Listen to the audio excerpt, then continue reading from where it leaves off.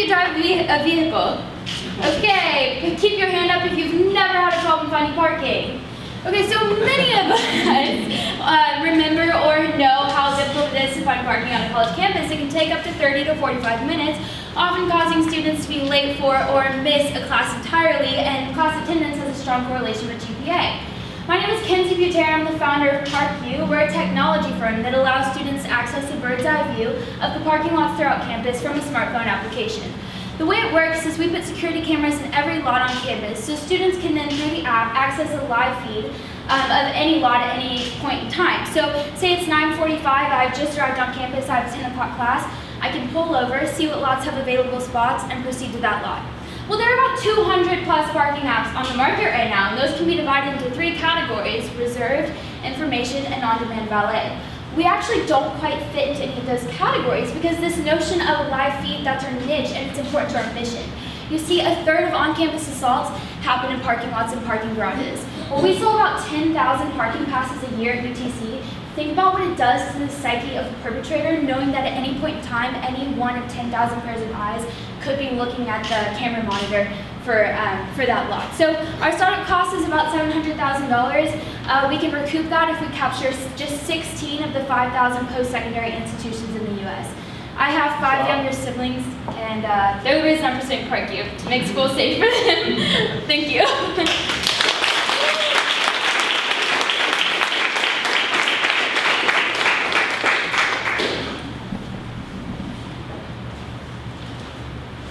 Kenzie, I assume that your platform is cloud-based? Yes, it is. And what security measures do you envision building into this? Because it seems like something that hackers would want to hack. Yeah, okay, so there are going to be a lot of systems in place. I actually have, I just formed a relationship with a business partner who's able to develop the software that I need, and we are putting together a contract this week. And we're still doing market research with our universities. But he honestly knows a lot about that. Well, I know that we are, one thing is that only students can access the feed because you have to purchase the parking pass to get the code that allows you access to the application, so you can't just have anyone in the community accessing these cameras. And a lot of people have said, well, what if people use the technology against you? They use it for stalking. Well, people are going to stalk regardless. They're going to find means regardless of the technology that's out there. And so ideally, this prevents that because you can see if someone is following somebody in a parking lot, or you can see if somebody is about to be attacked or their car is about to be broken into, if that makes sense. Yeah, absolutely. Last question, how do you make money? Okay, that is a great question. I'm really glad you asked. Okay, so it's a very complicated business model. So the way that it works is, for example, I've been in contact with Homeland Security, and they've given me estimates on the lots. So if you want to have good quality cameras, and let's say that it's the most complicated wiring, well, you're looking at about $5,000 a lot for that. It could be cheaper, it could be $2,100 to $5,000. It's really dependent upon a lot of different factors. So at UTC, we have 42 lots and 3 garages, so that's $275,000 if you counted $5,000 a lot. So right there, that's a fee that the university would need to pay. But if you compare that to building a new lot, that's $26,000 per space. So for the university to build a new lot of 100 spaces, that's $2.6 million. So they do have a way to get the funds to purchase this, and the benefits of having, increased security outweigh building the same benefits that you get with building a new lot.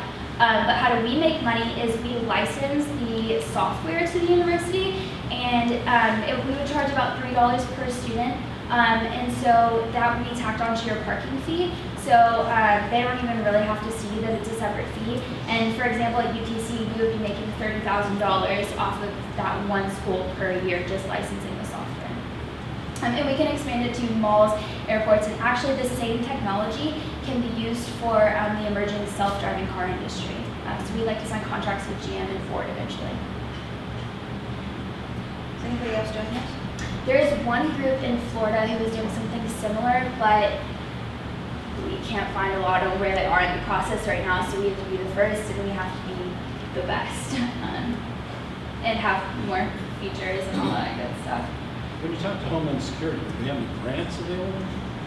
I didn't explain to them what I was doing. I just asked for estimates on cameras and parking lots and just as much information as they could give me. I didn't feel like it was necessary for me to explain the entire process. You haven't talked to the city about partnering up? No, not yet. Still in very early stages. Aren't there already cameras in the school parking lots? You would think so, but actually there are not. Okay, so there are cameras in the parking garages, so we're hoping that we could cut down on costs by tapping into those feeds. However, in the rest of the parking lots, there are not cameras right now, and they are implementing more cameras around campus, so now is actually the perfect time for this kind of technology to at least make its way in the door. I know it takes several years to get something approved by the school board, but because our parking committee actually just met and determined that students' top two concerns are safety and convenience.